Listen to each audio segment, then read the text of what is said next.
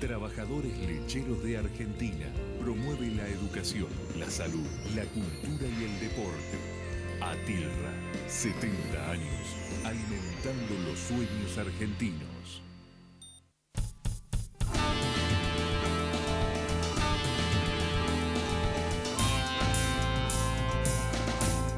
Hola, ¿cómo están? Muy buenas noches, bienvenidos nuevamente acá a Economía 4D y tal como veníamos diciendo la semana pasada, con noticia tras noticia en materia económica, política, no nos da el tiempo para abordar la cantidad de temas que van surgiendo en materia de economía y política que importan y mucho acá en Argentina. ¿Cómo estás, Gustavo? ¿Cómo te va, Agustín? Bien. ¿Cómo le va a todos ustedes?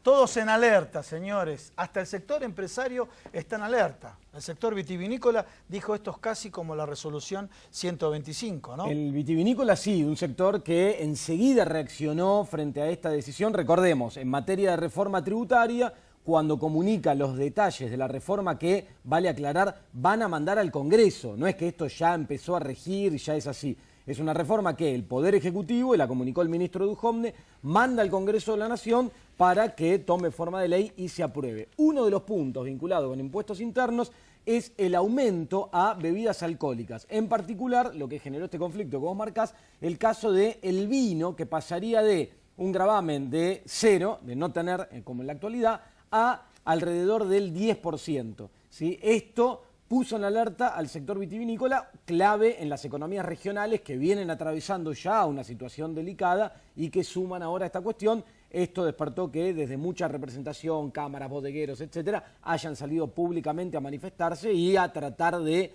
juntarse con los funcionarios del gobierno para que pongan freno a esta situación. Y te marco un pequeño detalle. Le agregamos al sector azucarero porque está vinculado con las bebidas gaseosas. Claro, las bebidas gaseosas, que también se generó un impuesto, si querés ya mismo te lo digo, al 17% para gaseosas con azúcar, ¿sí? O sea, acá va a haber una modificación en los precios entre las gaseosas con azúcar o sin azúcar, o sea, las versiones light o como se llamen, van a tener diferencial de precio. Mirá, salieron en el caso de los cerveceros, porque Sí, también señor. la cerveza del actual gravamen de 8% pasaría a 17%. Los cerveceros ya salieron desde la Cámara que los agrupa a decir que advierten que va a haber un aumento de 6% en los precios y una caída de 9% en el consumo de cervezas, con lo cual pone en riesgo a la industria. Bueno, varios sectores ya salieron a expresarse en este sentido. La respuesta de el ministro, ¿sabes cuál fue?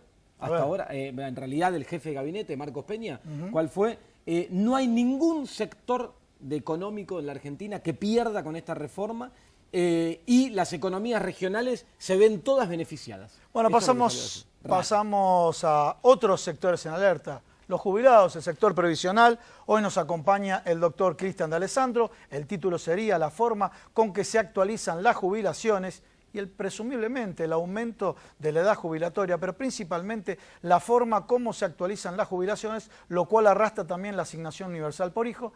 Y el tercer sector que está en alerta es el sector de los trabajadores por la reforma laboral. A ver si tenemos una placa relacionada con la reforma laboral. Y esta reforma laboral, que se dijo que se iba a trabajar convenio sector por sector, de alguna manera tuvo fuerte relación con lo que se instaló en algunos medios de comunicación. El primer punto es el del blanqueo laboral por incumplimientos anteriores, fíjense.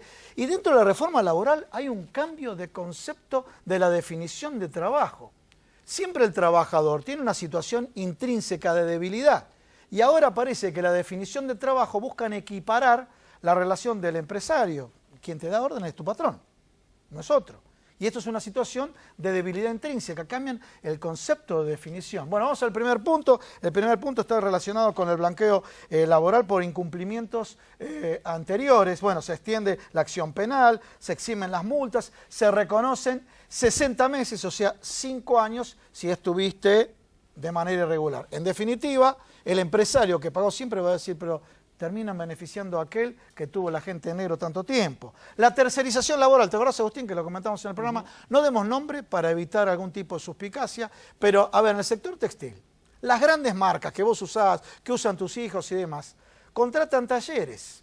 En los talleres hubo trabajo infantil, trabajo esclavo, incluso incendios donde murió la gente. ¿Qué es lo que tiene la ley de contrato de trabajo? ¿Qué es lo que tiene el marco regulatorio? La solidaridad.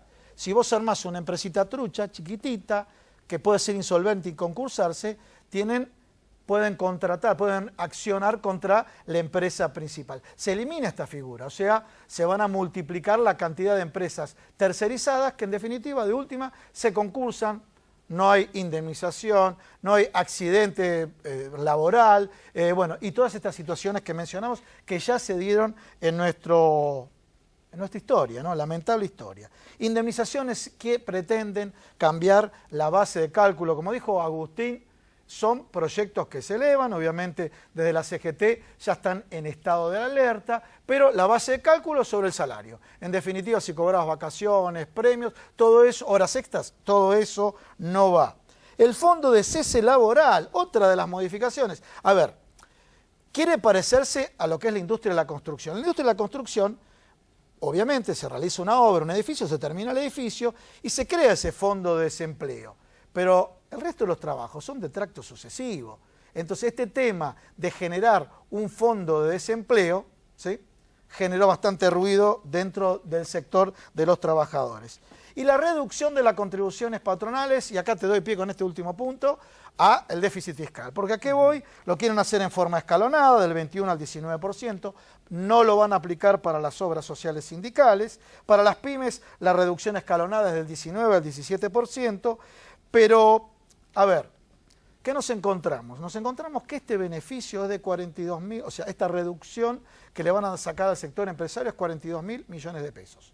Sumemos a lo que va a hablar en instantes el doctor Cristian D'Alessandro, 112.000 millones de pesos de la modificación del cálculo del ajuste a los jubilados. En definitiva, esos 150.000 millones de pesos que lo quieren compensar con el tema del impuesto al cheque. Sí, o sea, es un número que coincide, calza un número con el otro. Pero además es riesgoso esto. Primero, vos pensás que esta modificación que acabas de marcar en el caso de los jubilados va directamente al bolsillo de dinero que se destina principalmente a consumo. O sea, va a haber una situación también compleja para la proyección que el gobierno mantiene en el presupuesto de que la economía el año que viene va a crecer 3,5%. Nosotros acá lo cuestionamos, lo que dijimos es si el consumo va a empezar a sentir estos impactos, acordate que falta tarifazo y un montón de otras cosas, y se le afecta el poder adquisitivo a los trabajadores, a los jubilados, muy difícilmente traccione el consumo como para poder generar crecimiento económico. Te voy a tomar algo en esto de la reforma impositiva para que se entienda y vinculado con lo de los jubilados que vos marcás.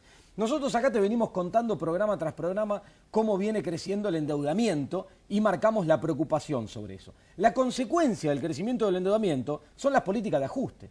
El mercado internacional, el que te presta la plata como acreedor para asegurarse el pago, lo que te dice es, bueno, tenés que empezar a ajustar para que yo me asegure que voy a estar cobrando ese dinero. Y como los intereses de la deuda va haciendo que eso crezca en participación y cada vez ocupe mayor parte del presupuesto, te va limitando otras partidas presupuestarias. Caso de los jubilados, esta noche lo vamos a estar hablando. El gobierno pretende modificar la fórmula de lo que se llama la movilidad jubilatoria, que se hace 2 veces por año, ahora dicen que lo van a hacer 4 veces por año, trimestralmente, pero la fórmula que hoy tiene que ver, no la vamos a explicar porque es muy técnica, pero que hoy tiene que ver con la recaudación impositiva, la recaudación del ANSES, con aspectos que están vinculados no solo a la inflación, sino también al crecimiento económico. Sí, con el objetivo de mejorar el poder adquisitivo del era que en años donde la economía crece, los jubilados ganan en poder adquisitivo, porque eso se ajusta por los precios, pero además por el crecimiento. Con esta nueva modalidad que se le pretende dar, apuntan a solo conservar el poder adquisitivo. Aclaremos, y que no crezca. Si ya el año pasado perdieron por inflación un 14%, te abrocharon. Claro, porque además fíjate una cuestión, pretenden atarlo al índice de precios al consumidor, pero además el IPC que mide el INDEC es una canasta de consumo que no es representativa de los jubilados. De los jubilados. Sí, señor. Los jubilados mayormente tienen un consumo vinculado con medicamentos, con alimentos que pesan más que otros productos, con servicios básicos, servicios públicos, electricidad. ¿Cuánto dio el índice específico de medicamentos este año? 31%. Bueno, por eso, es lo que va del año. Por eso, entonces te digo, hay un sesgo en esos productos de alza mayor al nivel general que no se está considerando. O sea, no solo la modificación apuntaría a solo sostener el poder adquisitivo y que no mejore, sino a empeorarlo. Y esto tiene que ver con la lógica del ajuste y apuntan al eslabón más débil de la cadena. Siempre decimos acá, ¿quién representa a los jubilados?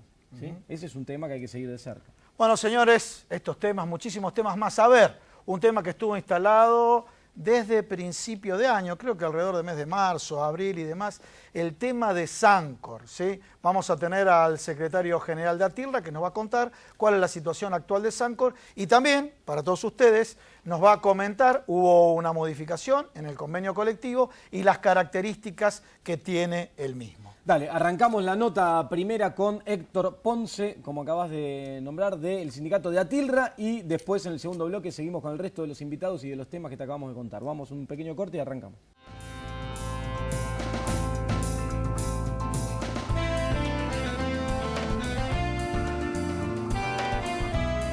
Esta es la bolsa de valores, la de los valores que realmente importan. Un lugar donde se invierten las acciones que nos hacen crecer como personas. Aquí encontramos a los inversores de la vida. Yo me convertí en inversor de la vida cuando entendí que no me estaba comprando un auto, no. Estaba invirtiendo en conocer lugares nuevos. Y que no estaba levantando 4 paredes. Invertí en mi propia historia familiar. Empecé a invertir en las cosas que realmente te importan, porque de eso se trata la vida, ¿no? De vivirla.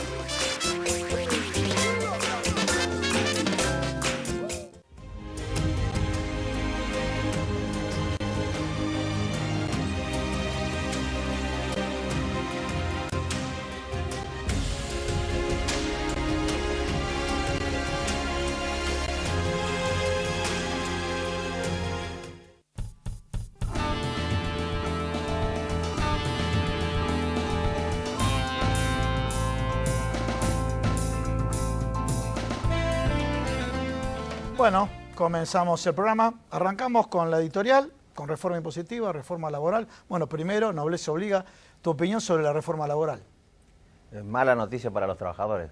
¿Ah, sí? Es mala noticia para los trabajadores de todas las actividades en general y de algunas actividades en particular, porque esta iniciativa pretende modificar algunos aspectos sustanciales de la Ley de Contrato de Trabajo. Ustedes nombraban algunos. En principio genera alternativas facilistas a favor del empleador para contratar y para despedir a los trabajadores, a los empleados. Y hay una cuestión que me parece que importante que mencionaron, que está inserta en el artículo 4 de esta iniciativa, que viene a cambiar sustancialmente también el concepto de trabajo. Cuando iguala al trabajador con el empleador, cuando todo lo que tiene que ver con el espíritu y la ley de la jurisprudencia laboral siempre puso en dos condiciones totalmente distintas. Y me parece, sin que esto implique pretender sentar el juicio de valor absoluto alguno, que si se quiere poner en igualdad de condiciones, cosa que es imposible que esto ocurra, también debiera preverse que el trabajador debiera contemplar esta nueva iniciativa, que también sea parte de la rentabilidad si tiene la empresa. Pero de esto no se habla. Y hay cuestiones que son insoslayables y que son contrarias a los derechos que hoy tienen los trabajadores. Otro aspecto que es de muchísima y gravitante importancia tiene que ver con lo que hoy se llama, con respecto a la irrenunciabilidad de los derechos. Sí. Hoy el trabajador tiene determinados derechos a los cuales no puede renunciar. Por ejemplo, en materia salarial, si hay un salario, el trabajador, por más que el empleador quiera hacerle firmar algo en contra de esos derechos, no puede hacerlo. Bueno, esta iniciativa, entre otras cosas, promueve esos aspectos. Otro tema, promulga también la flexibilización de lo que se denomina ius variandi, que tiene que ver con que tampoco en estos momentos el empleador no puede determinar por sí solo modificación en las características del trabajo. Bueno, esto también es importante. La creación de un banco de horas. La compensación horaria, sí. Bueno, esto también es de característica muy importante, porque cuando se crea un banco de horas, ya vos no podés, el trabajador no podría disponer de una jornada normal y habitual, sino que tendría que estar sujeto a los vaivenes de la actividad en donde presta servicio. Es decir, que no podría disponer en todo caso, o no sabría en qué momento puede disponer de su tiempo libre, sino que siempre esto quedaría sujeto al albedrío del empleador. Y creo que hay unas lo que concierne al cálculo indemnizatorio.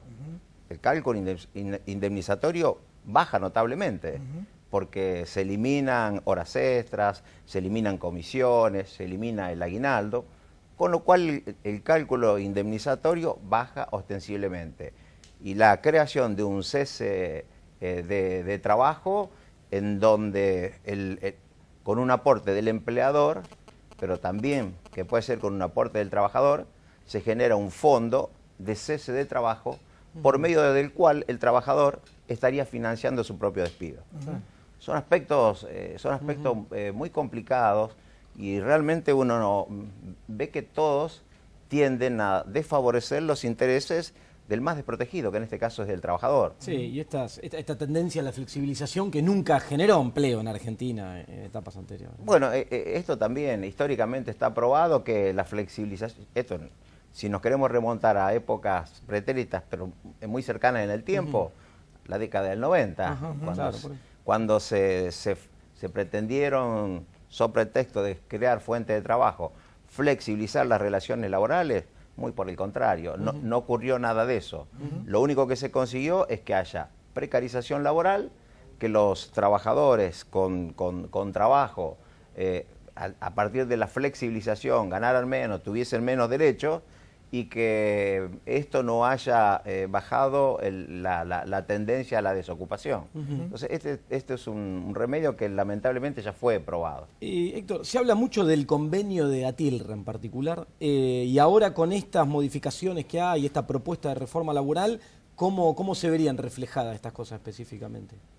Bueno, en principio me parece que es necesario hacer algunas apreciaciones, porque como coincidió que nosotros firmamos el convenio el día lunes, por ahí en algunas editoriales salía como que... Relacionado con el eje temático del presidente. Claro, y en realidad nosotros hace muchos meses que estamos negociando nuestro convenio colectivo de trabajo. Lo que nosotros hemos negociado no tiene nada que ver con esta plataforma de reforma laboral que se va a enviar al Parlamento de la Nación. Lo que hemos nosotros negociado son puntos que consideramos que se podían...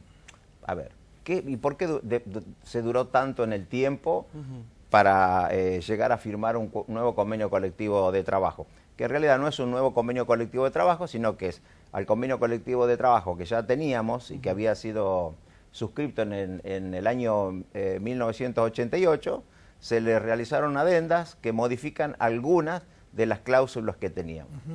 ¿Y por qué se demoró tanto en el tiempo? Bueno, precisamente porque la organización sindical no iba a firmar ninguna modificación que alterara y modificara lo que el trabajador por derecho natural se había ganado durante tanto tiempo.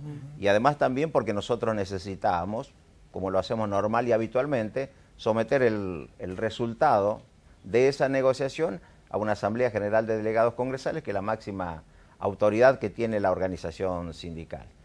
Entonces hay distintos aspectos que para nosotros eran irrenunciables y que lógicamente iban a producir una situación harto conflictiva, como en algún momento lo tuvimos, pero también era necesario hacerle entender al sector industrial que es imposible mantener una modificación convencional si es que los trabajadores no están de acuerdo con esa modificación. Entonces nosotros desde un primer momento lo que establecimos cuando comenzamos a negociar estábamos seguros y convencidos de que había que generar una herramienta que le posibilitara a la industria dinamizar la actividad en función de la actualidad que vive la lechería, pero que eso no significara un retroceso en los derechos de los trabajadores. Bien. En materia de supermercadismo, ¿qué hicieron los supermercados? Bueno, trasladan a las empresas, en este caso a las empresas lácteas, el tema de lo que es la reposición de los productos, y al gremio de ustedes pertenecen los repositores y preventistas. ¿Cómo quedó esa situación? Bueno, ese era uno de los aspectos cruciales. La industria tenía la pretensión de que repositores y preventistas no dejaran de pertenecer a nuestro convenio colectivo de trabajo. Ese fue el primer disparador de una situación que por poco termina en un conflicto. Disculpame, quiero hacer una aclaración acá en cámara. Son aquellos que se ocupan que el lácteo, vos me corregís, Sí. que el lácteo esté en la góndola, que el lácteo no falte, son los que le cuiden la rentabilidad de la empresa láctea. Absolutamente. Y repositores y preventistas pasaron hace unos años a nuestro convenio colectivo de trabajo y el interés que tenía la organización sindical es seguir representando sus intereses porque además son compañeros trabajadores que nosotros tenemos la absoluta seguridad que pertenecen a la actividad porque manipulan precisamente productos lácteos, lo que establece nuestra convención colectiva de trabajo y son trabajadores que están absolutamente consustanciados con la actividad lechera. Entonces, pertenecen indudablemente a nuestro convenio colectivo de trabajo. Motivo por el cual de ninguna manera aceptábamos el pasaje de estos trabajadores a otro convenio colectivo de trabajo. Ajá. Una pregunta, porque algo que estaba observando, hubo una baja en los aportes, hay una cuestión de actualización de no actualización de salarios y no se ve reflejado eso en los precios de los lácteos que uno ve que suben, que no paran de subir. ¿Cuál es la explicación ahí? Una explicación es que la que nosotros siempre damos y muchas veces porque hay intereses en el medio que propugnan otro tipo de pensamiento, hace que este concepto que nosotros esbozamos permanentemente nos dé la razón, porque fíjate, nosotros tuvimos, en función de analizar cómo le iba fundamentalmente a las pequeñas y medianas empresas, promulgamos una disminución drástica de aportes y contribuciones. Una disminución que viene a generar inconvenientes principalmente en las prestaciones médico-asistenciales, que es una gran parte de los aportes extraordinarios que nosotros necesitamos para brindarle servicios médicos asistenciales. Hubo una disminución drástica. En este momento no tenemos todavía una actualización salarial acorde con las necesidades que tiene el trabajador de la industria. Sin embargo, con disminución de aportes y con falta de actualización salarial, todo el mundo ve que los precios de los productos lácteos no han dejado de crecer. Consecuentemente, nosotros tenemos la absoluta seguridad, y lo hemos demostrado desde el punto de vista, en función de una ecuación matemática, una ecuación económica, que el peso de la estructura salarial y de aportes que tiene el trabajador dentro del marco de la actividad lechera es ínfimo. Y hay un ejemplo práctico que en su momento creo que yo mismo se lo había brindado en una entrevista que tuvimos acá.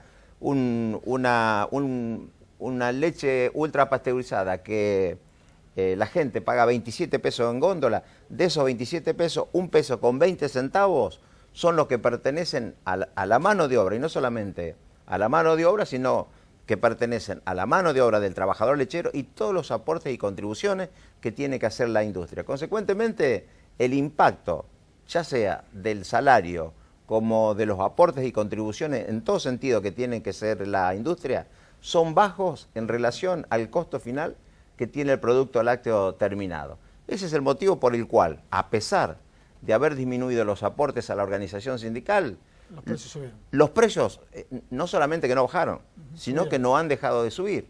Esa es la realidad. De la misma manera también cuando se habla de que los salarios de los trabajadores lecheros son altos, en principio en nuestro país no hay sueldos altos, hay sueldos dignos. El sueldo de los trabajadores lecheros son sueldos dignos. Pero ya te interrumpo, y ¿sabes lo que veo? Veo gente que tiene bronca que ustedes tengan sueldos dignos o buenos sueldos. Es algo que uno no termina de comprender. Sí, esto nosotros obviamente lo sabemos y lo vivimos. Y lamentablemente es así como decir. Nosotros siempre nos sentimos orgullosos primero de la organización sindical que tenemos, de los trabajadores que tenemos, la participación activa de los trabajadores de todo el país que tenemos. Y también porque en la medida de las posibilidades compartimos todo lo que tenemos. Lo que tenemos en materia de salud, lo que tenemos en materia de educación. Y es más, muchas veces la gente se da cuenta que es bueno que los trabajadores tengan sueldo, buenos sueldos, cualquiera sea la actividad, porque los sueldos siempre derraman sobre el resto de las actividades de las localidades, de los pueblos, de las regiones. Pero bueno, lamentablemente es un tema que nosotros sabemos que es así, conocemos que es así, bueno, y más allá de no compartir este criterio, pues nosotros disfrutamos cuando a otro le va bien, hay, no todos, ¿no? Pero Sí. por ahí de repente hay gente que no le gusta que determinados trabajadores tengan sueldos dignos. Antes de ir al corte, el valor de las horas extras. ¿Subió o bajó? ¿Qué pasó con las horas extras? Con el nuevo Convenio. convenio. Bueno, eso también me parece Sí. que es importante. Dos cosas me parece que es Sí. importante aclarar. Uno, las horas extras y las horas que se trabajaban durante el Franco no han bajado. El artículo 45 y 46 de nuestro convenio colectivo de trabajo se mantiene indemne.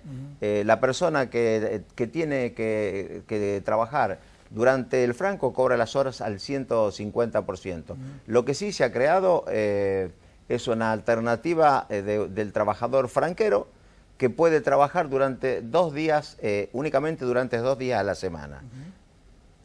Ahora, también esto también hay que tomarlo de esta manera. Ese trabajador que puede trabajar 2 días a la semana lo tienen que incorporar con todo lo que concierne a la Convención Colectiva de Trabajo de la actividad lechera y también la realización de aportes, como si trabajaría 208 horas en forma virtual. Así que prácticamente es imposible, porque de última le sale más caro. Y también una de las cuestiones que nosotros siempre tenemos y ponemos de manifiesto es que la idea es que el trabajador de la actividad del trabajador lechero no trabaje los francos. La organización sindical debe propender... Esta figura viene a compensar el descanso de los trabajadores si tiene que trabajar el franco, lo va a trabajar. Sí. Pero la organización sindical tiene que propender a que el trabajador goce de su descanso semanal y no que lo trabaje, por más que lo cobre el 150%.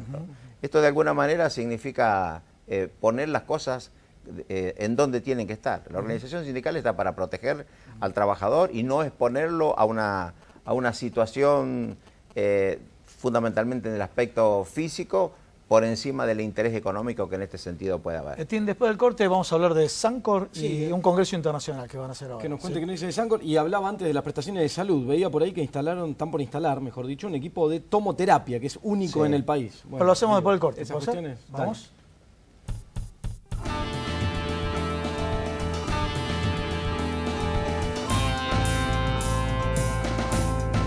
Esta es la bolsa de valores, la de los valores que realmente importan. Un lugar donde se invierte en las acciones que nos hacen crecer como personas. Aquí encontramos a los inversores de la vida. Yo me convertí en inversor de la vida cuando entendí que no me estaba comprando un auto, no. Estaba invirtiendo en conocer lugares nuevos y que no estaba levantando 4 paredes. Invertí en mi propia historia familiar. Empecé a invertir en las cosas que realmente te importan porque de eso se trata la vida, ¿no? De vivirla.